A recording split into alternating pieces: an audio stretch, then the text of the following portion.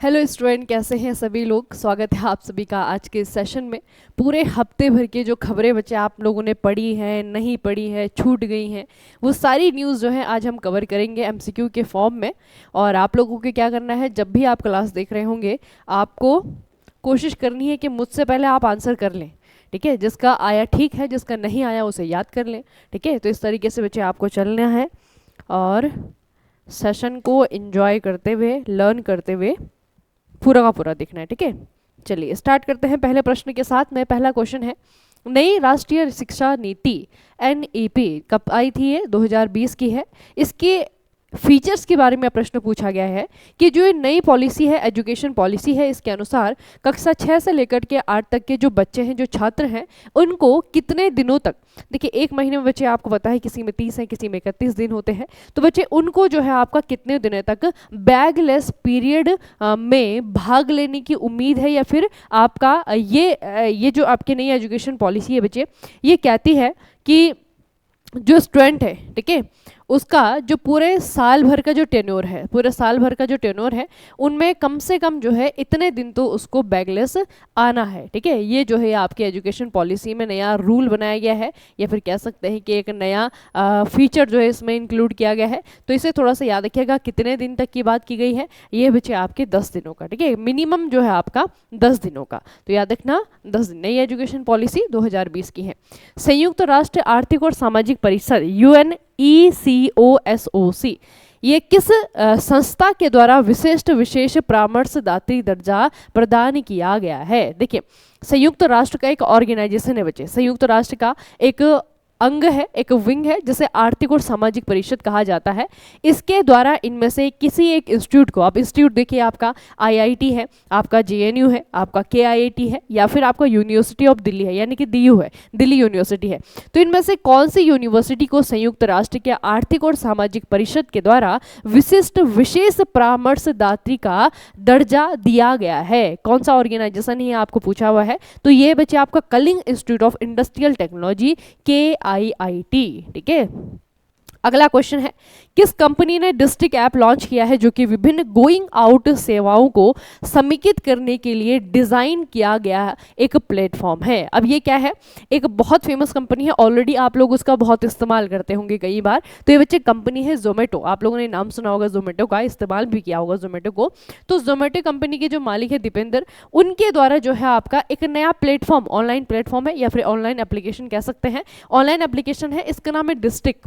अब ये डिस्ट्रिक्ट में क्या होगा बच्चे, पहले तो जोमेटो को मैं बता देती हूँ, जिनको नहीं मालूम है, वैसे सभी को मालूम होगा। जोमेटो क्या करता है बच्चे, ये आपके घर तक जो है फूड डिलीवर करता है।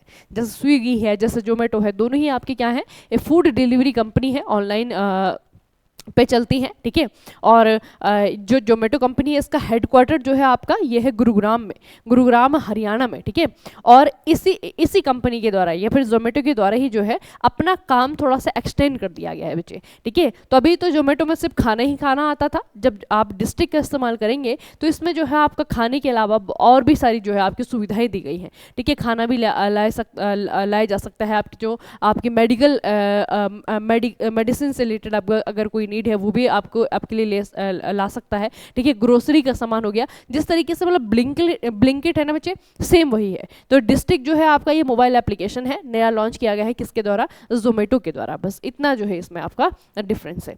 अगला है, 2024 में सीमा सुरक्षा बल यानी कि BSF के महानिदेशक का अतिरिक्त प्रभार किसके द्वारा संभाला गया है? Very very important question. देखिए, दलजीत सिंह चौधरी है, परवीन सूद है, राकेश अस्थाना है, या फिर के विजय कुमार है। BSF बच्चे, BSF के नए हेड का नाम आपको पूछा हुआ है, इनका नाम है दलजीत सिंह चौधरी, दलजीत सिंह चौधरी।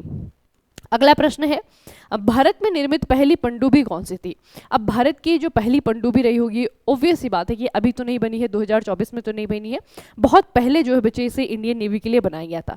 तो जो भारत की पहली पनडुब्बी है, ये थोड़ी सी क्या है, अभी आपके चर्चाओं में है। क्यों चर्चाओं में है? हाल ही में इंडियन नेवी की इस पनडुब्बी को, यहाँ पे आप लोग देख रहे हैं बच्चे, ये पनडुब्बी है, इसका नाम है INS शाल्की, नाम याद रखना इसका नाम है INS Shalki.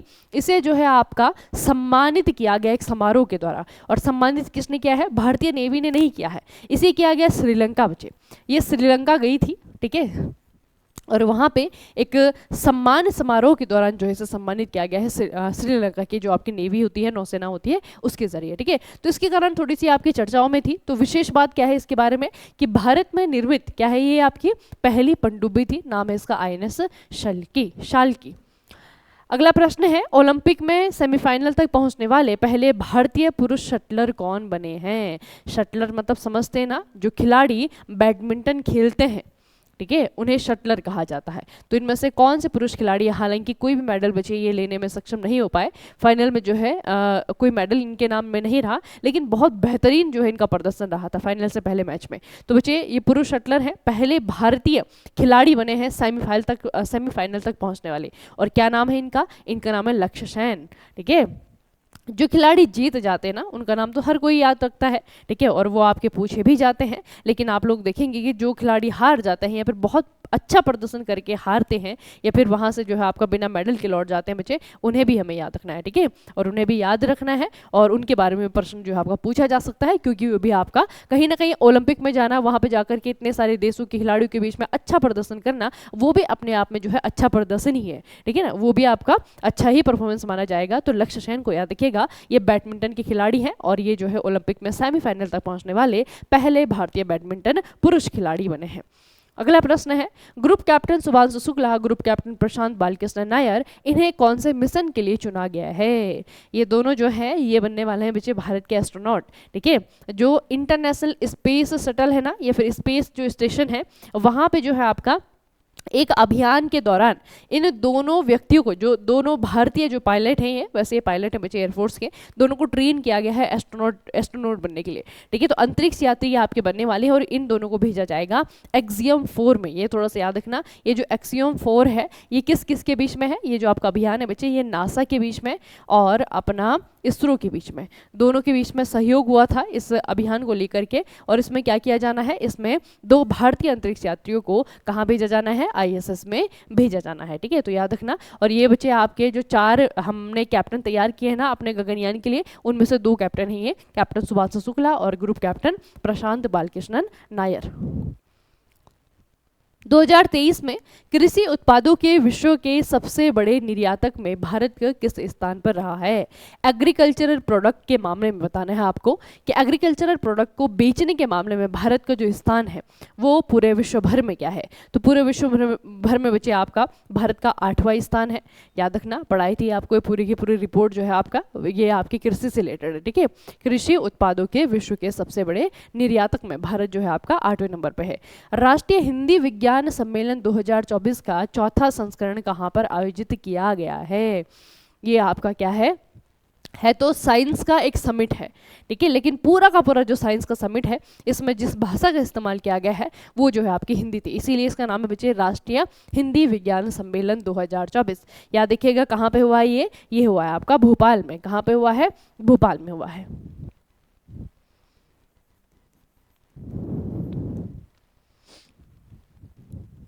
Rim of the Pacific exercise RIMPAC 2024 में INS शिवालिक को कौन सा पुरस्कार मिला है?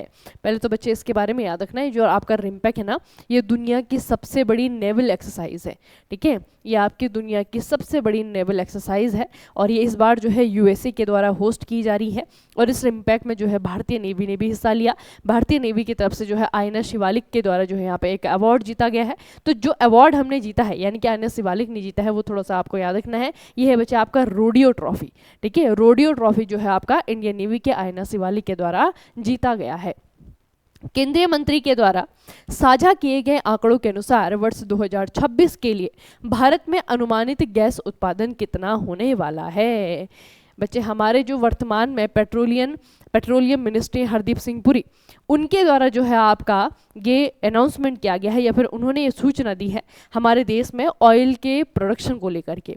हमारे देश में जो तेल का बच्चे उत्पादन होता है, ठीक है, उसके बारे में इन्होंने बताया कि पिछले सालों में जो है हमने कितना प्रोड्यूस किया है, अगले आने वाले साल में यानी कि 2026 तक हम कितना प्रोड्यूस करने वाले हैं। तो पहले यहाँ पे प्रश्न पूछा गया है आपको कि 2026 में हम कितना प्रोड्यूस करने वाले हैं। तो 2026 में हम प्रोड्यूस करने वाले हैं 45.3 BCM। ठीक है, अब ये तो फ्यूचर की बात हो गई। अभी प्रेजेंट की बात अगर करें तो हरदीप सिंह पुरी के द्वारा बताया गया है कि हमारा जो गैस प्रोडक्शन था 2020-21 में वो था 28.7 BCM, ठीक है। और बच्चे अभी जो है आपका ये बढ़ करके अभी 2023-24 का जो साल जा रहा है इसमें ये बढ़ करके हो गया है 36.43 BCM, ठीक है। और आगे आने वाला जो 2026 है, 2026 तक ये उम्मीद लगाई जा रही है कि ये बढ़ करके आपका 45.3 BCM हो जाएगा, ठीक है। तो तीनों ही हमारे लिए इंपॉर्टेंट है। 2020-21 वाला ज़्यादा इंपॉर्टेंट नहीं है, लेकिन जो वर्तमान में है 2023-24 वाला वो ज़्यादा इंपॉर्टेंट है, और जो फ्यूचर का अनुमान लगाया गया है वो इंपॉर्टेंट है। तो 36.43 जो है वर्तमान में है, फ्यूचर में होने की उम्मीद है 45.3 BCM। अब आप कहेंगे हर जो ऑयल का प्रोडक्शन होता है बच्चे, या फिर ऑयल का जब व्यापार किया जाता है, तो जैसे बच्चे हम हर फिजिकल क्वांटिटी को आप लोग देखते हैं कि जब भी नापते हैं उसमें जो है हम किसी मात्रक का इस्तेमाल करते हैं, यूनिट का इस्तेमाल करते हैं। तो नेचुरल गैस के लिए याद रखिएगा कि BCM का इस्तेमाल होता है, और BCM जो है इसका फुल फॉर्म आपका, ये जनरल फिजिक्स में आपका पूछा जा सकता है क्वेश्चन। तो बच्चे BCM को याद रखना, BCM का मतलब है बिलियन क्यूबिक मीटर, ठीक है। बिलियन क्यूबिक मीटर जो है आपका ये नेचुरल गैस का क्या है, एक मेजरमेंट है। और बच्चे ये आपका नॉन SI एब्रीवेशन है, ठीक है, याद रखिएगा नॉन SI एब्रीवेशन है। इसे क्यूबिक किलोमीटर भी कहा जा सकता है और बिलियन क्यूबिक मीटर भी कहा जा सकता है, अलग अलग जो है आपका मेजरमेंट में नापा जाता है, ठीक है। तो ये भी आपको याद रखना है कि नेचुरल गैस का प्रोडक्शन जो है कौन सी यूनिट में मेजर किया जाता है। अगला प्रश्न देखिए, हिरोशिमा दिवस के बारे में निम्नलिखित में से कौन सा कथन सही है। हिरोशिमा डे जो है उसके बारे में आप ध्यान से पढ़ेंगे चार ऑप्शंस को, उसके बाद मैं आपको सही आंसर बताऊंगी। आप लोग भी कोशिश करिएगा सही उत्तर जानने की। देखिए, हिरोशिमा दिवस 9 अगस्त 1948 को यूनाइटेड किंगडम के द्वारा हिरोशिमा पर परमाणु बमबारी की याद में मनाया जाता है। हिरोशिमा पर बमबारी के उपलक्ष्य में 9 अगस्त 1945 को हिरोशिमा दिवस मनाया जाता है। हिरोशिमा पर गिराए गए परमाणु बम का नाम फैटमैन था। हिरोशिमा पर परमाणु बमबारी 6 अगस्त 1945 को हुई थी और बम का उपनाम लिटिल बॉय था। देखिए, आपको अगर आपने वर्ड हिस्ट्री पढ़ी है, वर्ड हिस्ट्री नहीं भी पढ़ी है, तो अगर आपने भारत के इतिहास भी पढ़ा है बच्चे, तो 1942 से लेकर के जो है आपका 1945 तक का जो समय रहा है, ठीक है, 1939 से लेकर के 39 से लेकर के 1945 तक का जो समय रहा है, इस समय पूरी दुनिया भर में जो है आपका क्या हुआ है, एक बहुत बड़ी घटना हुई है जिसे कि द्वितीय विश्व युद्ध कहते हैं। और द्वितीय विश्व युद्ध का जो अंत हुआ है 1945 में, वो एक बहुत ही इंसान के लिए बच्चे बहुत ही भयावह घटना के साथ में हुई थी। अमेरिका के द्वारा, यहाँ पे यूनाइटेड किंगडम लिखा हुआ है ना, यूनाइटेड किंगडम नहीं है, अमेरिका के द्वारा, USA के द्वारा जापान के 2 शहरों पे बम गिराया गया था, एटॉमिक बम गिराया गया था ना, परमाणु बम गिराया गया था। एक आपका हिरोशिमा है, एक आपका नागासाकी है। और दोनों के ही बच्चे जब भी आप अगस्त आता है, जैसे अभी आपका अगस्त चल रहा है, तो पूरे साल भर में जो है आपका अगस्त के महीनों को, इन 2 दिनों को जो है आपका हिरोशिमा और नागासाकी में जो लोग मरे थे इस हमले में, उनकी याद में जो है आपका उनको श्रद्धांजलि देने के लिए जो है आपका मनाया जाता है, ठीक है। तो हिरोशिमा जो डे आता है बच्चे, ये आता है आपका 6 अगस्त को, याद रखिएगा 6 अगस्त को आता है आपका हिरोशिमा दिवस। और हिरोशिमा पर जिस बम को गिराया गया था उसका नाम है लिटिल बॉय, ठीक है। 6 अगस्त के बाद जो है आपका नागासाकी में बम गिराया गया था, और नागासाकी में जो है आपका 9 अगस्त को गिराया गया था, ठीक है। नागासाकी में 9 अगस्त को जो है बम गिराया गया था। दोनों ही शहर जो है जापान के हैं। और नागासाकी में जो बम गिरा था उसका नाम था फैटमैन। क्या नाम था उसका? फैटमैन था, ठीक है। ये देखिए, दोनों को याद रखना, ठीक है। तो 6 अगस्त को जो है हिरोशिमा डे मनाया जाता है, 9 अगस्त को जो है नागासाकी डे मनाया जाता है। और 6 अगस्त को इसलिए क्योंकि 6 अगस्त 1945 को बम गिराया गया था, और 9 अगस्त को जो है 9 अगस्त 1945 को जो है आपका बम गिराया गया था, इसलिए, ठीक है। तो थोड़ा सा याद रखेंगे बच्चे।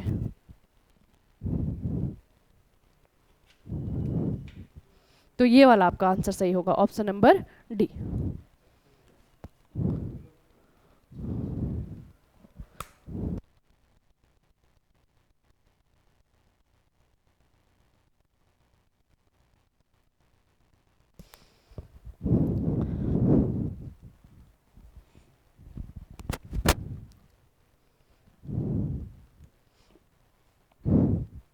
दक्षिण एशिया प्रवासन रिपोर्ट 2024 के संपादक कौन हैं? यहाँ पे बच्चे आपको डायरेक्ट नाम याद रखना है और इनकी पोजीशन याद रखनी है।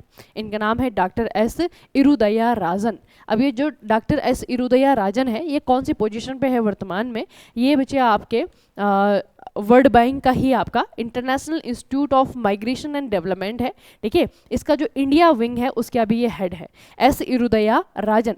इनके द्वारा एक रिपोर्ट जो है आपकी पब्लिश की गई है। इस रिपोर्ट का नाम है दक्षिण एशिया प्रवासन report, south Asia migration report 2024, ठीक है। तो ये प्रश्न आपको पूछा जा सकता है कि ये रिपोर्ट जो है किसके द्वारा पब्लिश, ये रिपोर्ट के पब्लिशर कौन थे, ठीक है, ये रिपोर्ट के जो है संपादक कौन थे, एडिटर कौन थे। हाल ही में बांग्लादेश में हिंसा के बीच किसके द्वारा प्रधानमंत्री पद से इस्तीफा दे दिया गया है। प्रधानमंत्री पद से इस्तीफा किसने दिया है, पूरी कहानी मैंने आपको कल के लेक्चर में बताई है। किसने दिया है बच्चे, ये जो है आपके प्रधानमंत्री पद से इस्तीफा दे दिया है बांग्लादेश की प्रधानमंत्री शेख हसीना ने। शेख हसीना का नाम याद रखेंगे, इनकी पार्टी का नाम है अवामी लीग, अवामी लीग, ये भी याद रखेंगे, ठीक है, दोनों का ही नाम याद रखना है। अगला प्रश्न है, राष्ट्रपति द्रौपदी मुर्मू अपनी यात्रा के दौरान किन फिजी नेताओं के साथ में द्विपक्षीय बैठक करेंगी। हो चुकी है मीटिंग, ठीक है, याद रखिएगा बच्चे, हमारे जो राष्ट्रपति हैं, राष्ट्रपति महोदय है द्रौपदी मुर्मू जी, इनके द्वारा एक दूसरे देश की जो है आपके ट्रिप की गई है, मतलब ये विजिट किया गया है इनके द्वारा। तो फिजी जो है आपका कंट्री है, और फिजी में जो आपके राष्ट्रपति हैं और जो यहाँ के प्राइम मिनिस्टर हैं, प्रधानमंत्री हैं, उनसे जो है इनका मीटअप हुआ है, ठीक है, उनसे जो है इन्होंने मिला है। तो दोनों का ही नाम थोड़ा सा इंपॉर्टेंट हो जाता है, ज़्यादा इंपॉर्टेंट जो है आपका यहाँ पे प्रधानमंत्री का नाम है। राष्ट्रपति बच्चे यहाँ के हैं विलियम कैटोनीवरे, ठीक है, ये इनके राष्ट्रपति का नाम है। और प्रधानमंत्री का नाम है सिटीवेनी राबुका, सिटीवेनी राबुका, ठीक है, विलियम कोटानीवरे और सिटीवेनी राबुका, ये दोनों जो हैं आपके क्या हैं, राष्ट्रपति और प्रधानमंत्री है। इन दोनों से मुलाकात की है राष्ट्रपति द्रौपदी मुर्मू ने फिजी में, ठीक है। अब फिजी जो देश है बच्चे, इसके बारे में थोड़ा सा मैं आपको बताती हूँ। इसकी जो लोकेशन है वो हम देखते हैं कहाँ पे है। तो आप जो है भारत से अगर पूर्व की तरफ चलेंगे ना, आपको मिलेगा ऑस्ट्रेलिया, ये बच्चे आपका ऑस्ट्रेलिया है, ठीक है, ऑस्ट्रेलिया है। ऑस्ट्रेलिया के भी अगर आप पूरब की तरफ चलेंगे तो छोटा सा जो है आपको एक आर्कियोपेलिगो मिलेगा। आर्कियोपेलिगो का मतलब है द्वीपों का एक समूह, ठीक है, तो बहुत ही करीब जो है आपके द्वीपों का समूह है। और ये जो देश है ये आपका, इसे कहा जाता है फिजी, ठीक है। तो इसकी लोकेशन देख लीजिए, ये आपका नॉर्थ पैसिफिक ओशियन में आता है, ठीक है, उत्तरी प्रशांत महासागर का एक देश है फिजी। और यहाँ पे अगर आप लोग देखेंगे, इसकी राजधानी आपको पूछी जा सकती है, तो इसकी राजधानी बची आपकी, ये देखिए, ये आपका फिजी है, ठीक है। बहुत सारे जो है आर्कियोपेलिगो है, आर्कियोपेलिगो का मतलब क्या है, एक द्वीप यहाँ पे, एक द्वीप यहाँ पे, छोटे बड़े जो है आपके अलग अलग द्वीप है, सभी को मिलाकर के जो है फिजी कहा जाता है। और फिजी की जो राजधानी है वो है आपकी सुआ, ठीक है, याद रखिएगा, फिजी की जो राजधानी है वो है आपकी सुआ, ठीक है, इतना बच्चे आपको याद रखना है। तो यहाँ पे विजिट किया गया है राष्ट्रपति द्रौपदी मुर्मू जी के द्वारा। अगला प्रश्न है, आदि चुंच नगरी मयूर अभ्यारण्य कर्नाटका के किस जिले में स्थित है। वेरी वेरी इंपॉर्टेंट क्वेश्चन पूछा जा सकता है आपको, बहुत इंपॉर्टेंट क्वेश्चन है बच्चे, ये आपको पूछा जाएगा आरआरबी के किसी भी शिफ्ट में, आपको ये प्रश्न देखने को मिलेगा। आदि चुंच नगरी, आप लोग देख रहे होंगे इसमें लिखा हुआ है मयूर अभ्यारण्य, यानी कि पिकॉक, ठीक है। पिकॉक जो है हमारे देश का क्या है, नेशनल बर्ड है, आप सभी को पता होगा ना, बचपन से हम याद करते आ रहे हैं कि नेशनल बर्ड है। अब पिकॉक की जो जनसंख्या है बच्चे, उसकी जो पॉपुलेशन है वो थोड़ा सा आपकी क्या है, खतरे में है। तो उसकी पॉपुलेशन को बचाने के लिए जो है आपका सरकार के द्वारा एक कदम उठाया गया है, 2 पिकॉक सेंचुरी बनाई गई है, ठीक है, याद रखना, 2 पिकॉक सेंचुरी बनाई गई है। और पहली जो पिकॉक सेंचुरी बनी है वो बनी है आपके कर्नाटका में।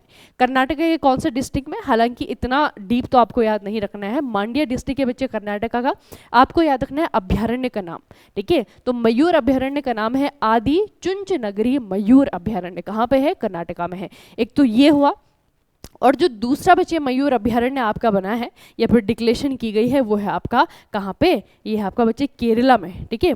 और केरला वाली का नाम क्या है, केरला वाली का नाम भी याद रखना, इसका नाम है चुलानौर, ठीक है। अब दोनों का नाम बच्चे आपको याद रखना पड़ेगा,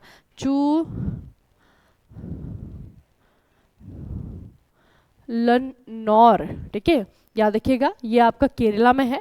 और जो आपका आदि चुंच नगरी मयूर अभ्यारण्य है ये आपका कर्नाटका में है, ठीक है। ये जो डिक्लेरेशन की है, घोषणा किसने की है, जो हमारे बच्चे आपके वर्तमान में यूनियन मिनिस्टर हैं इन्वायरमेंट के, फॉरेस्ट के, इनका नाम है भूपेंद्र सिंह यादव, ठीक है, भूपेंद्र यादव के द्वारा ये घोषणा की गई है। तो दोनों ही जो मयूर अभ्यारण्य है बहुत इंपॉर्टेंट हो जाते हैं एग्जाम्स के लिए। पहला है आपका आदि चुंच नगरी मयूर अभ्यारण्य और दूसरा वाला है आपका चुलानौर मयूर अभ्यारण्य, जो कि आपका केरला में है, एक कर्नाटका में है, एक आपका केरला में है।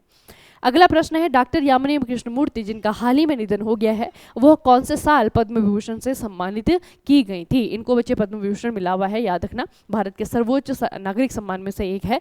तो बच्चे यामिनी कृष्णमूर्ति के बारे में आपको दो चीजें पूछी जाएंगी, एक तो यही पूछा जाएगा कि इनको पद्म विभूषण मिला है, पद्मश्री मिला है या फिर पद्म भूषण मिला है।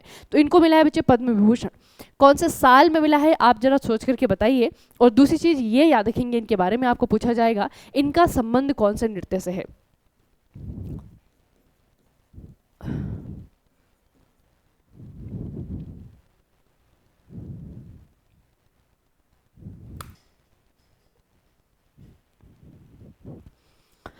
तो ये आपको याद रखना है बच्चे 2016 में, ठीक है, 2016 में जो है इन्हें पद्म विभूषण दिया गया था। और भरतनाट्यम और दूसरा जो डांस है वो है आपका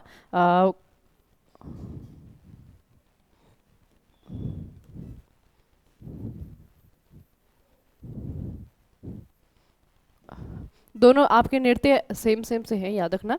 पहला आपका भरतनाट्यम है और दूसरा है आपका कुचिपुड़ी, ठीक है। इनका संबंध है भरतनाट्यम और कुचिपुड़ी से। 2016 में इन्हें भारत सरकार के द्वारा पद्म विभूषण दिया गया था।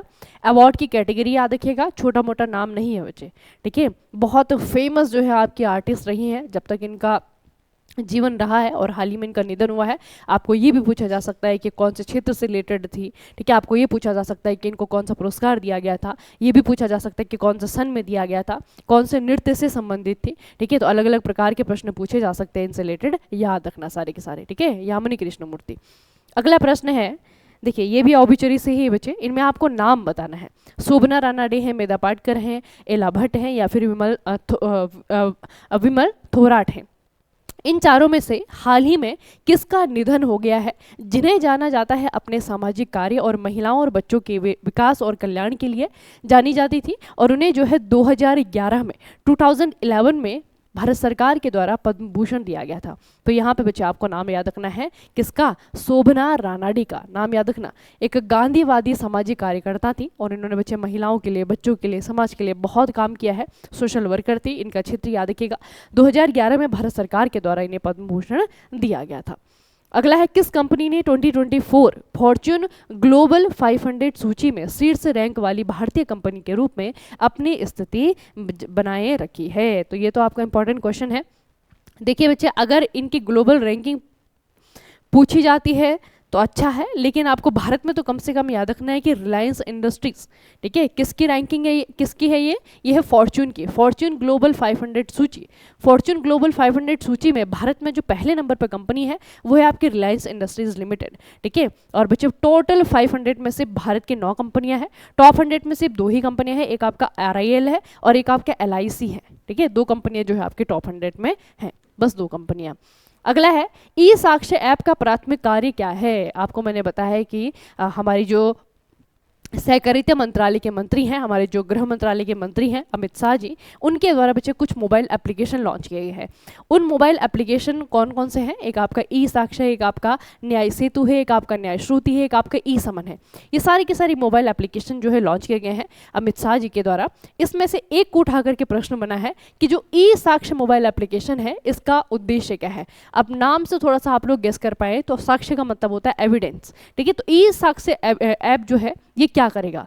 सबसे पहला है कि पुलिस स्टेशनों में इलेक्ट्रॉनिक रूप से समन भेजना, फिर है सभी गवाही, वीडियोग्राफी और फोटोग्राफी का साक्ष्य सर्वर पर सहेजना, फिर है अदालतों को वीडियो कॉन्फ्रेंसिंग के माध्यम से गवाहों की सुनवाई करने में सक्षम बनाना, फिर है पुलिस, चिकित्सा, फोरेंसिक अभियोजन और जेल अधिकारियों को जोड़ना। तो क्या हो सकता है? थोड़ा सा इसमें आप लोग दिमाग लगाइए कि एविडेंस से रिलेटेड है, ठीक है, ये आपका किस चीज़ से रिलेटेड है? साक्ष्य से रिलेटेड है। तो कौन सा वाला आपका हो सकता है?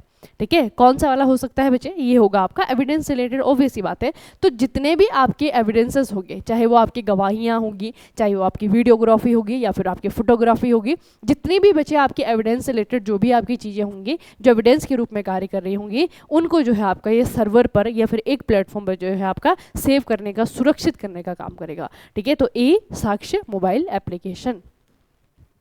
भारतीय रेलवे के लिए साइबर सुरक्षा बढ़ाने के लिए रेल टेल इसके द्वारा कौन सी कंपनी के साथ में साझेदारी की गई है। तो यहाँ पे बच्चे आपका जब भी एग्रीमेंट वाली न्यूज़ हम पढ़ते हैं तो दो तीन ही चीज़ें पढ़ी जाती हैं। एक तो कि एग्रीमेंट किस चीज़ से रिलेटेड है, एग्रीमेंट में जो है आपका कौन कौन सी कंपनियां हैं, और बस यही होता है। दो कंपनियों का नाम याद रखना, एक तो रेलटेल है बच्चे, इसका एग्रीमेंट हुआ है आपका साइलस के साथ में, ठीक है, दोनों का एग्रीमेंट हुआ है।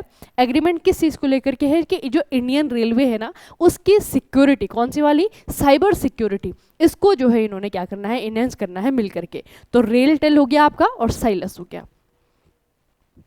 दक्षिण अफ्रीकी लीग, जैसे बच्चे आपका इंडियन प्रीमियर लीग होता है ना, उसी तरीके से साउथ अफ्रीका का एक साउथ अफ्रीकन लीग होने जा रहा है जिसे SA20 कहा जा रहा है।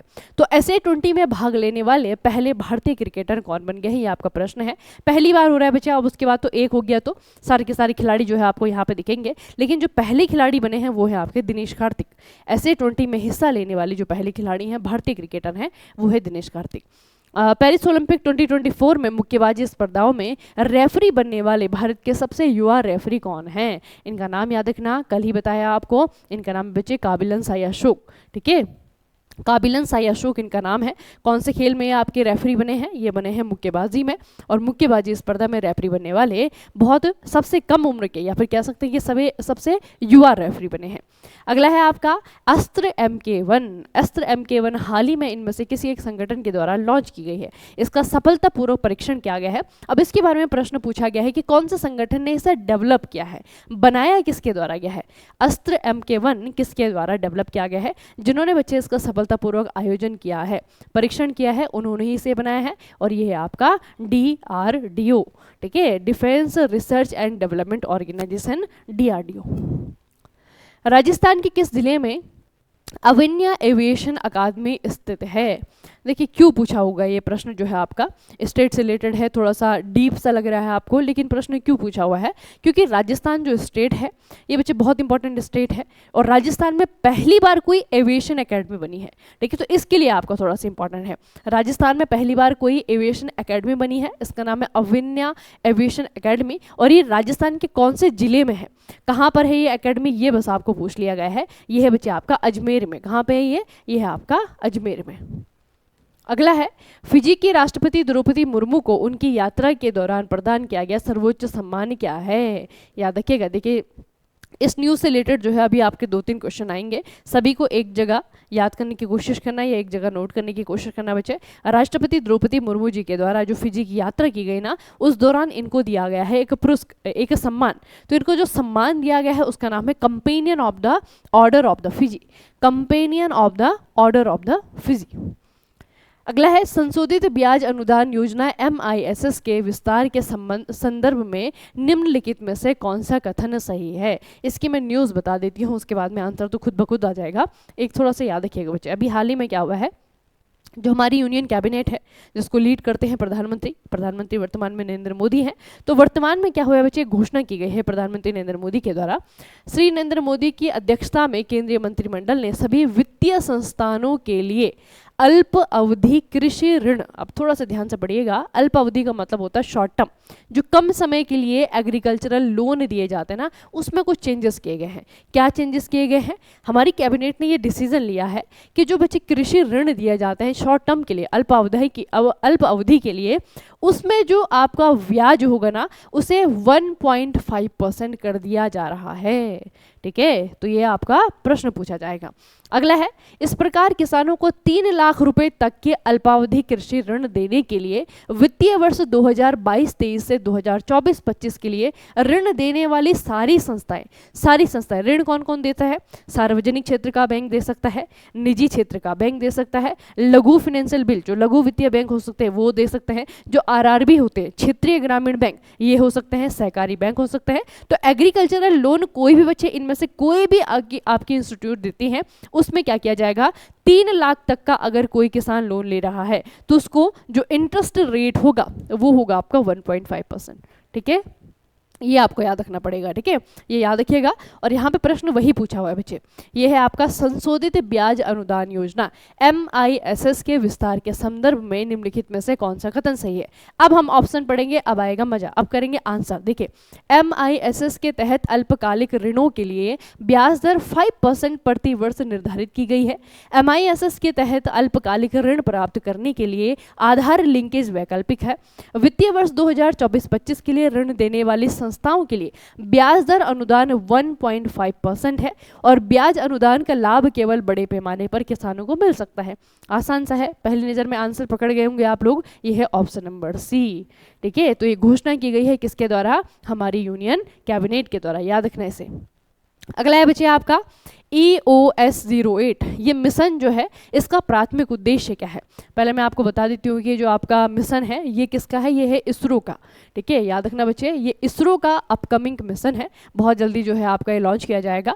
EOS मिशन, अभी इसका फुल फॉर्म बताऊंगी तो आपको फट से जो है आंसर पता लग जाएगा, लेकिन पहले थोड़ा सा आप लोग को याद करना है कि ये है क्या, ठीक है। इसका काम क्या है बच्चे, बेसिकली इसका काम है आपका to design, develop and deploy a micro satellite along with compatible payload instrument। क्या होता है ये, देखिए इसका मतलब है संगत पेलोड उपकरणों के साथ में एक माइक्रो सैटेलाइट को डिजाइन करना, विकसित और तैनात करना। अब देखिए बच्चे ये क्या है आपका EOS-08 मिशन। EOS का मतलब होता है आपका, E का मतलब है अर्थ, O का मतलब है ऑब्जर्वेशन, S का मतलब है सैटेलाइट, ठीक है। तो अर्थ को ऑब्जर्व करने वाले जो सैटेलाइट्स होते हैं उनको बनाया जाएगा, उनको जो है छोटे छोटे जो आपके सैटेलाइट्स होते हैं ना उनको बनाया जाएगा, उनको जो है लॉन्च किया जाएगा, उससे जो है आपका अर्थ को ऑब्जर्व किया जाएगा, ठीक है। तो EOS-08 मिशन क्या है, इसके तहत इसरो क्या करेगा, 8 अलग अलग सैटेलाइट जो है वो हमारे आसमान में छोड़ देगा अर्थ को ऑब्जर्व करने के लिए, ठीक है। तो याद रखना है ये आपका किसका है, इसरो का है। और EOS-8 मिशन में क्या किया जाना है, इसमें किया जाना है माइक्रो सैटेलाइट का निर्माण, माइक्रो सैटेलाइट को डिजाइन किया जाएगा, उनको डेवलप किया जाएगा और फिर जो है उन्हें अपनी जगह पे छोड़ दिया जाएगा, ठीक है। तो ये आपको याद रखना है, इसरो का अपकमिंग मिशन है। रोजगार से जुड़ी प्रोत्साहन योजनाओं की स्कीम ए के तहत पहली बार कार्यबल में प्रवेश करने वाले व्यक्तियों को प्रतिमाह प्रदान की जाने वाली अधिकतम सब्सिडी राशि क्या है। Very very important question. देखिए पहले मैं प्रश्न आपको समझाती हूँ है क्या क्या पूछ रहा है ये बच्चे। भारत सरकार अलग अलग प्रकार की स्कीमें चलाते रहते हैं, कुछ तो बहुत प्रमोशन किया जाता है किसी स्कीम का, किसी स्कीम का बहुत ज़्यादा प्रमोशन नहीं किया जाता। तो अगर यहाँ पे स्वच्छ भारत मिशन हो गया, बेटी पढ़ाओ बेटी बढ़ाओ आपकी योजना हो गई, इस तरीके के जो मिशन है जिनका बहुत ज़्यादा उल्लेख किया जाता है, प्रमोशन किया जाता है, वो तो हमें पता ही होती है। कुछ योजनाएं ऐसी होती हैं जिनका लाभ जो है सभी लोग उठा रहे हैं, लेकिन वो योजनाएं ज़्यादा प्रमोट नहीं की जाती, इसलिए हमें पता नहीं होता है। देखिए एक योजना है बच्चे, वो है आपकी employment linked incentive ELI scheme. अब ये जो ELI स्कीम है, ELI स्कीम है, ये स्कीम्स कैसी होती हैं, ये होती हैं बच्चे रोजगार को बढ़ावा देने के लिए। याद रखना ये किस लिए होती है, रोजगार को बढ़ावा देने के लिए आपकी क्या होती है, स्कीम होती है। इसमें सरकार क्या करती है, इसमें आप लोगों ने कभी PF सुना होगा, प्रोविडेंट फंड, है ना। इसमें क्या किया जाता है, गवर्नमेंट जो एम्प्लॉयर है जो रोजगार दे रहा है और जो एम्प्लॉय है जो रोजगार ले रहा है, इन दोनों को ही जो है आपका अपनी तरफ से जो है हेल्प करने की कोशिश करती है।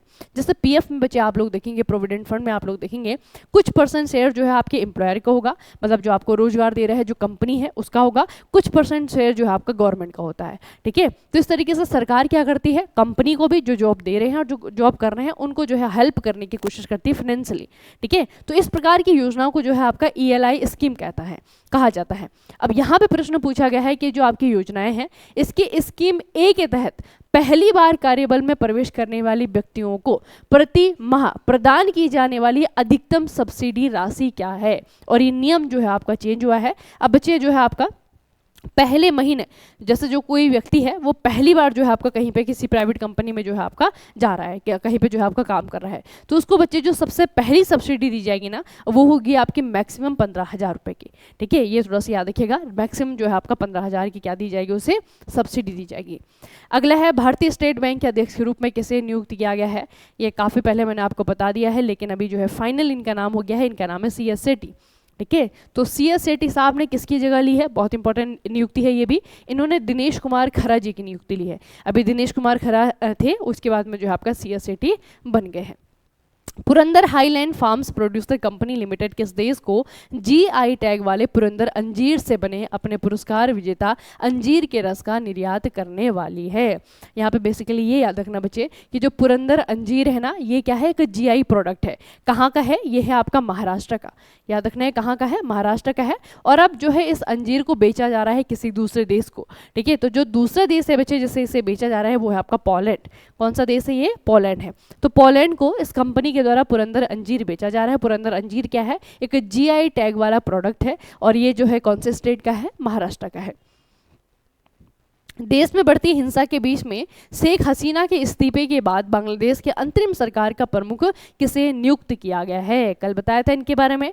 नोबेल पुरस्कार विजेता हैं, नोबेल मिला है इन्हें भी शांति के क्षेत्र में। और इनको जो है जब ये बच्चे शेख हसीना चली गई हैं अपना देश छोड़ करके, तो इनका नाम है मोहम्मद यूनुस। याद रखना, मोहम्मद यूनुस को अंतरिम सरकार का प्रमुख बनाया गया है या फिर नियुक्त किया गया है।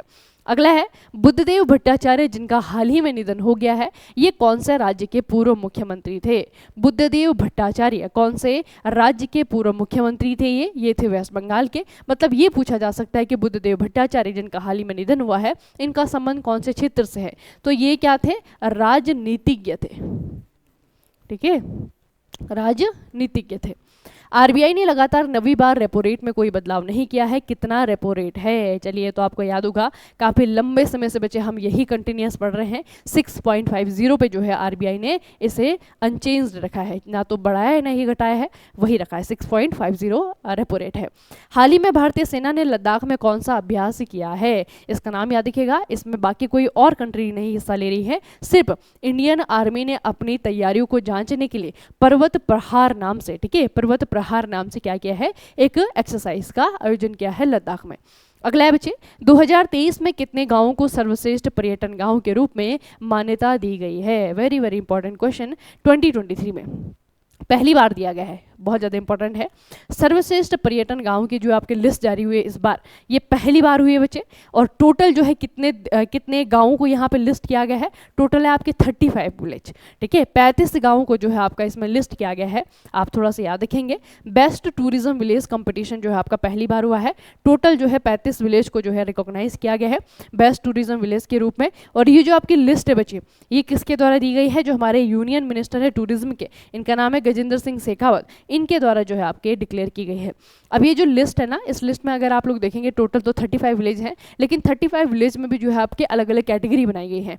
तो आप लिस्ट को देखेंगे तो पहली 5 बच्चे ऐसे आपके विलेजेस हैं जिनको कि गोल्ड कैटेगरी में रखा गया है। उसके बाद में आपकी सिल्वर कैटेगरी स्टार्ट हो जाती है। तो गोल्ड कैटेगरी में कितने विलेजेस हैं, 5 विलेजेस हैं। कौन कौन से हैं देख लेते हैं। जम्मू कश्मीर का दवार है, केरला का कंतालूर है, मध्य प्रदेश का माडला है, मिजोरम का रेइक है और उत्तराखंड का सरमोली है, ठीक है। तो इन गांवों को जो है आपका सर्वश्रेष्ठ पर्यटन गांव की गोल्ड कैटेगरी में रखा गया है। तो टोटल कितने गांव हैं, 35 हैं टोटल। और 35 में से गोल्ड कैटेगरी में कितने गांव हैं, 5 हैं। कौन कौन से स्टेट के हैं बच्चे, एक आपका उत्तराखंड का, एक मिजोरम का, एक मध्य प्रदेश का, एक केरला का, एक आपका जम्मू कश्मीर का, ठीक है। तो इस न्यूज़ को थोड़ा सा याद रखना इस तरीके से बच्चे, क्योंकि पहली बार हुआ है ना, पहली बार ये आपका कंपटीशन हुआ था। अभी इसके जो डिक्लेरेशन है वो की गई है, इसके जो रिजल्ट हैं वो अनाउंस किए गए हैं। अगला है, पेरिस ओलंपिक में विनेश फोगाट को किस भार वर्ग में अयोग्य घोषित कर दिया गया था। कल बताया था ना, 100 ग्राम से बच्चे जो हैं ये ओवर वेट निकली थी। कौन से भार वर्ग में जो है इनके द्वारा फाइट की जानी थी, ये है आपका 50 kg का, ठीक है। 50 kg के भार वर्ग में जो है इनको फाइट करनी थी। हाल ही में चर्चा में रही नंदिनी सहकार योजना किसके द्वारा शुरू की गई है। वेरी वेरी इंपॉर्टेंट क्वेश्चन, याद रखना। नंदिनी सहकार योजना जो है हाल ही में लॉन्च हुई है, ये किसको लेकर के है बच्चे, ये है महिलाओं को लेकर के। याद रखना, ये किसको लेकर के है, महिलाओं को लेकर के है बच्चे। महिलाएं जो है कम ही आप लोग को दिखती होंगी बिजनेसमैन, है ना। बिजनेस करने के लिए जो है महिलाओं को कभी जो है अप्रिशिएट भी किया जाता है और कम ही वो करती भी हैं, करती भी नहीं है। तो ये जो आपका स्कीम है, ये बेसिकली क्या करेगा, जो आपकी ऐसी महिलाएं हैं जो वंचित वर्ग से आती हैं, चाहे वो एससी कम्युनिटी है या फिर पुअर गरीब घर की हैं या फिर आपका ओबीसी से रिलेटेड है, तो इस तरीके की जो आपकी थोड़ा सा वंचित वर्ग से आने वाली महिलाएं हैं, अगर वो किसी प्रकार का बिजनेस करना चाहती हैं तो उनके लिए बच्चे आपका क्या है, ये स्कीम है, नंदिनी सहकार योजना इसका नाम है। और ये किसके द्वारा जो है आपके अनाउंस की गई है, ये इंस्टीट्यूट का नाम आपको याद रखना है, ऑर्गेनाइजेशन का नाम याद रखना है, NCDC। ठीक है, NCDC के द्वारा जो है आपका नंदिनी सहकार योजना शुरू की गई है। और ये NCDC क्या है, ये है आपका national cooperative development corporation, NCDC। ठीक है, ये बच्चे 1963 में हमारी संसद के द्वारा बनाया गया था एक एक्ट के तहत। ठीक है, तो ये क्या है, एक वैधानिक निकाय है, एक कानूनी निकाय है, 1963 में जो है आपका बना है। और ये क्या है, इसका पूरा नाम मैं आपको बता देती हूँ, हिंदी में राष्ट्रीय सहकारी विकास संगठन। ठीक है, याद रखना बच्चे, इंग्लिश में कहेंगे national cooperative development corporation, Hindi में कहा जाएगा राष्ट्रीय सहकारी विकास संगठन। ठीक है, तो 1963 की आपकी संस्था है और इसके द्वारा हाल ही में महिलाओं के लिए नंदिनी सहकार योजना लॉन्च की गई है। राष्ट्रीय हथकरघा दिवस, नेशनल हैंडलूम डे कब मनाया जाता है, बहुत बार पूछा गया प्रश्न है, बस आपको छोटी सी डेट याद रखनी है, 7 अगस्त को। ठीक है, 7 अगस्त। पुदुचेरी के उपराज्यपाल के रूप में किसने पद संभाला है, किसने शपथ ली है, ये आपको याद रखना पड़ेगा। पुदुचेरी के जो नए उपराज्यपाल बने हैं बच्चे, इनका नाम क्या है, कैलाशनाथन, के कैलाशनाथन, के कैलाशनाथन। राष्ट्रपति द्रौपदी मुर्मू को हाल ही में किस देश के सर्वोच्च नागरिक सम्मान से सम्मानित किया गया है, ये आपका फिजी। ठीक है, फिजी बच्चे, इस न्यूज़ को हमने अलग अलग तरीके से देख लिया है, आई होप आपके दिमाग में घुस जाइए। ठीक है, तो राष्ट्रपति द्रौपदी मुर्मू जी को कहाँ का सर्वोच्च नागरिक सम्मान दिया गया है, फिजी का। पेरिस 2024 का जो समापन समारोह होना है उसके लिए भारत के फ्लैग बियरर का अनाउंसमेंट हो चुका है। ठीक है, तो ये थोड़ा सा आपको याद रखना बच्चे, कौन जो है यहाँ पे आपके फ्लैग बियरर होंगी, ये होंगी मनु भाकर। ठीक है, ओपनिंग सेरेमनी में जो है आपके 2 थे, अचंता शरद कमल थे और आपकी PV सिंधु थी। ठीक है, अब जो है आपका क्या है, समापन समारोह होगा जब भी, ठीक है, वहाँ पे जो है आपका भारत का ध्वज, महिलाओं की अनाउंसमेंट अभी हुई है तो वहाँ पे जो है मनु भाकर के हाथ में आपको भारत का झंडा दिखेगा। पेरिस 2024 ओलंपिक पुरुष पोल वॉल्ट में स्वर्ण पदक जीतने वाले मोंडो डुप्लांटिस कौन से देश के हैं, ये खिलाड़ी बच्चे चर्चाओं में है, वैसे तो हमें अपने देश के खिलाड़ियों के बारे में ही पढ़ना है, लेकिन कुछ कुछ खिलाड़ी ऐसे हैं ना जो कि पूरी दुनिया भर की नज़रें जो हैं अपने पे गिरा दे रहे हैं। ठीक है, तो इन्होंने जो है अपना ही रिकॉर्ड ब्रेक किया है, लगभग 6 मीटर से ज़्यादा बच्चे, 6.25 मीटर आई थिंक इनका वो रहा हाईएस्ट रिकॉर्ड जो है, वर्ल्ड रिकॉर्ड इन्होंने क्रिएट कर लिया है पोल वर्ल्ड में। ठीक है, ये इनकी जंप रही है। और ये कौन से देश के हैं, आपको प्रश्न पूछा गया है, तो इनका देश थोड़ा सा याद रखना बच्चे, ये है स्वीडन के। कहाँ के ये है मोंडो डुप्लांटिस नाम है। पोल वॉल्ट में जो है इन्होंने वर्ल्ड रिकॉर्ड क्रिएट किया है, लगभग 6.25 मीटर की छलांग जो है इन्होंने लगाई है। ठीक है, तो काफ़ी लंबा है ये। जो सेकंड पेन है ना उनका जो है 5 पॉइंट समथिंग का था, इनका जो है आपका 6 से भी ज़्यादा 6.25 मीटर की जो है छलांग लगाई इन्होंने, स्वीडन के खिलाड़ी हैं। अगला है ई साक्ष्य, न्याय सेतु, न्याय श्रुति और ई समन एप्लीकेशन किसके द्वारा लॉन्च किए गए हैं, हमारे जो गृह मंत्री हैं इनके द्वारा लॉन्च किया गया है, मिस्टर अमित शाह।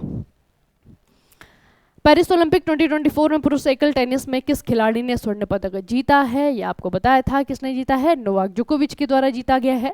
किसने जीता है, नोवाक जोकोविच के द्वारा जीता गया है। हाँ, यहाँ पे सिल्वर भी याद रखना है हमें, गोल्ड तो इन्होंने जीता है, सिल्वर जो है मिला है कार्लोस अल्करेज को। ठीक है, कार्लोस अल्करेज को सिल्वर मिला है। पर्यटन विकास सूचकांक 2024 रिपोर्ट के अनुसार भारत की रैंक कितनी रही है, भारत की रैंक है पर्यटन विकास सूचकांक में 39th। ठीक है, 39वें स्थान पर बच्चे हम रहे हैं। पहले स्थान पर अगर आप लोग देखेंगे ये आपका यूनाइटेड स्टेट।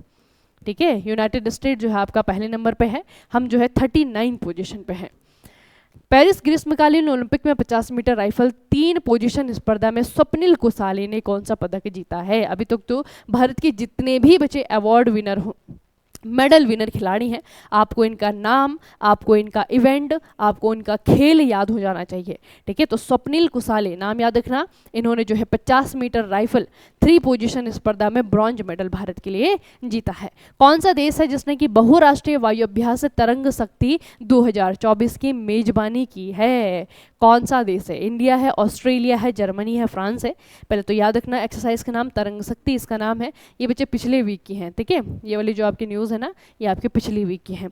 इंडिया, याद रखना तरंग शक्ति जो है आपका बहुराष्ट्रीय वायु अभ्यास है और इसकी मेजबानी जो है भारत के द्वारा की गई है। रोहन बोपन्ना ने किस टूर्नामेंट में भारत का प्रतिनिधित्व करने के बाद में भारतीय टेनिस से संन्यास की घोषणा कर दी है? तो अभी जो आपका टूर्नामेंट चल रहा है पेरिस ओलंपिक जो चल रहा है, पेरिस ओलंपिक के बाद में रोहन बोपन्ना अपने प्रोफेशनल टेनिस से संन्यास लेने वाले हैं। रैपिडो, कौन सा भारतीय स्टार्टअप इस साल यूनिकॉर्न बनने जा रहा है? रैपिडो कौन सा भारतीय स्टार्टअप है? देखिए बच्चे थोड़ा सा याद रखिएगा,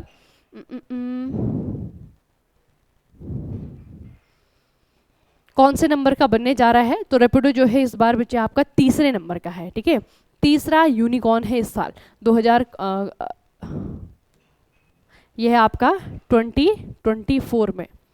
ये बच्चे रैपिडो जो है आपका तीसरा यूनिकॉर्न बन गया है। रैपिडो तो पता है ना आपको, जैसे टैक्सी सर्विस होता है ना वैसे ये बाइक सर्विस है, बाइक भी है यहाँ पे आपका। ओला उबर का ही एक कॉम्पिटिटर है, बस आपको थोड़ा सा ये क्या अलग है, इसमें आपकी बाइक्स हैं ना, इसमें आपका बाइक्स हैं, तो किसी को कार नहीं भी बुक करानी तो बाइक से जो है एक जगह से दूसरी जगह जा सकता है रैपिडो, ठीक है। असम राइफल्स के नए महानिदेशक के रूप में किसने कार्यभार संभाला है? असम राइफल्स यहाँ के जो नए आपके वो बने थे, नए महानिदेशक बने हैं, उनका नाम है विकास लखेड़ा, ठीक है, विकास लखेड़ा। IPEF के तहत आपूर्ति श्रृंखला परिषद के उपाध्यक्ष के रूप में किसे नियुक्त किया गया है? ये बच्चे थोड़ा सा याद रखिएगा, IPEF के द्वारा उपाध्यक्ष के रूप में किसे नियुक्त किया गया है? इंडिया को नियुक्त किया गया है, इसीलिए प्रश्न भी आया है यहाँ पे, ठीक है। अगर इंडिया नहीं होता तो प्रश्न आपको नहीं पूछा जाता। अगला है, हाल ही में पंजाब के नए राज्यपाल और चंडीगढ़ के प्रशासक के रूप में किसने शपथ ली है? तो ये आपके लास्ट वीक के हैं, जितने भी बच्चे नए नए गवर्नर आपके बने हैं ना उन सभी का नाम आपको याद रखना है। तो इनका नाम है गुलाब चंद कटारिया। किस केंद्रीय मंत्री ने राष्ट्रीय शिक्षुता और प्रशिक्षण योजना 2.0 पोर्टल लॉन्च किया है? तो एजुकेशन से रिलेटेड है, तो हमारे जो वर्तमान में एजुकेशन मिनिस्ट्री के मिनिस्टर हैं मिस्टर धर्मेंद्र प्रधान, उनके द्वारा किया गया है। हाल ही में किस टाइगर रिजर्व में बिजली उत्पादन के लिए पवन टरबाइन स्थापित किया गया है? कौन से टाइगर रिजर्व में? तो ये टाइगर रिजर्व बच्चे इसको एक तो नाम याद रखना है, दूसरा कहाँ पे है ये आपको याद रखना है। तो ये है आपका पेरियार टाइगर रिजर्व और ये है कहाँ पे आपका? ये है केरला में। पेरिस ओलंपिक 2024 में महिलाओं की 10 मीटर एयर पिस्टल स्पर्धा में मनु भाकर ने कौन सा पदक जीता है? देखिए यह आपका महिलाओं के 10 मीटर एयर पिस्टल स्पर्धा में मनु भाकर ने कौन सा मेडल जीता है? अब बच्चे इन्होंने 2 मेडल जीते हैं ना, एक तो इन्होंने मिक्स डबल्स में जीता है और एक इन्होंने जो है आपका सिंगल में जीता है। तो यहाँ पे आपका सिंगल वाला पूछा हुआ है, तो सिंगल और मिक्स डबल्स दोनों में ही इन्होंने क्या जीता है? ब्रॉन्ज मेडल जीता है, ठीक है, ब्रॉन्ज मेडल। अंतर्राष्ट्रीय बाघ दिवस हर साल कब मनाया जाता है? ये मनाया जाता है आपका 29 जुलाई को, बाघ दिवस 29 जुलाई को। राष्ट्रीय जलवायु परिवर्तन कार्य योजना के अंतर्गत हरित भारत मिशन का मुख्य उद्देश्य क्या है? ये थोड़ा सा याद रखिएगा बच्चे, इसका उद्देश्य या फिर इसकी थीम किसी भी तरीके से आपको पूछा जाएगा। Protect, restore, increase forest cover, ये जो है इसकी थीम है या फिर ये जो है इसका उद्देश्य है। अब ये आप लोग याद रखेंगे कि राष्ट्रीय जलवायु परिवर्तन कार्य योजना, इसके तहत हरित भारत मिशन लॉन्च किया गया है। और हरित भारत मिशन बच्चे आप लोग देखेंगे नेक्सन हरित भारत मिशन आप लोग देखेंगे, इसके तहत आपके कितने मिशन है टोटल? ये हैं आपके 8 मिशन, ठीक है। इसके तहत आपके टोटल 8 मिशन है। 8 मिशनों में आप लोग देखेंगे एक तो आपका वाटर मिशन है, सोलर मिशन है, मिशन ऑन सस्टेनेबल हैबिटेट है, mission on sustainable Himalayan ecosystem है, mission on enhanced energy efficiency है, मिशन फॉर सस्टेनेबल एग्रीकल्चर है, मिशन फॉर ग्रीन इंडिया है, strategic knowledge for climate change है। तो जो हरित भारत मिशन है इसके तहत भी बच्चे आपके बाकी और अलग अलग मिशन है जो कि टोटल कितने हैं? 8 हैं, ये याद रखिएगा। अगला है, झारखंड का नया राज्यपाल किसे नियुक्त किया गया है? वेरी वेरी इंपॉर्टेंट क्वेश्चन, इनमें से कोई ना कोई आने वाला है बच्चे, ठीक है। जितने भी नए राज्यपाल चुने हैं ये झारखंड के हैं, संतोष कुमार गंगवार।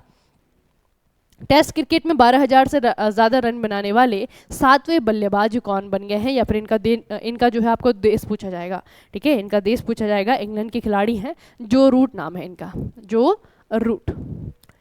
2025 में एशिया कप की मेजबानी कौन सा देश करने वाला है? 2025 में एशिया कप की मेजबानी करने वाला है इंडिया। काफ़ी लंबे समय बाद जो हमें इसकी मेजबानी मिली है, याद रखना 2025 में इंडिया। सादो सोने की खान हाल ही में यूनेस्को विश्व धरोहर स्थल घोषित किया गया है, यह कौन से देश में है? काफ़ी ज़्यादा चर्चाओं में रही है। यूनेस्को के डिसीजन हमें याद रखने पड़ेंगे क्योंकि यूनेस्को की इस बार बच्चे अध्यक्षता हमने की है ना, भारत के द्वारा अध्यक्षता की गई है यूनेस्को की जो कमेटी की मीटिंग हुई थी। तो ये थोड़ा सा याद रखिएगा, ये कहाँ पे है सादो सोने की खान? ये बच्चे आपका जापान में, जापान में है और इसे जो है आपका डिक्लेयर किया गया है वर्ल्ड हेरिटेज के रूप में। असम के नए राज्यपाल के रूप में किसके द्वारा शपथ ली गई है? असम के नए राज्यपाल कौन बने हैं? मिस्टर लक्ष्मण प्रसाद आचार्य बने हैं। असम आचार्य, कुछ भी छोटी छोटी ट्रिक बना करके सारे के सारे राज्यपाल याद कर लीजिएगा। इसी तरीके से हम अलग अलग सेशन में जो है मैं बार बार इसके क्वेश्चन लाती रहूँगी, आपको याद कर लेने हैं जितने भी आपके नए राज्यपाल बने और जो आपके उपराज्यपाल बने हैं, ठीक है, सभी को याद कर लेना है। कुछ समय तक आई थिंक ये नहीं चेंज होंगे, जितने होने थे हो गए हैं, ठीक है, तो सभी को आपको क्लियरली याद कर लेना है, ठीक है। चलिए फिर आज के सेशन को यहीं पे समाप्त करते हैं, मिलते हैं फिर डेली करंट अफेयर के सेशन में। तब तक के लिए पढ़ते रहिए, बढ़ते रहिए, अपना खूब सारा ख्याल रखिएगा। आप सभी का बहुत बहुत धन्यवाद।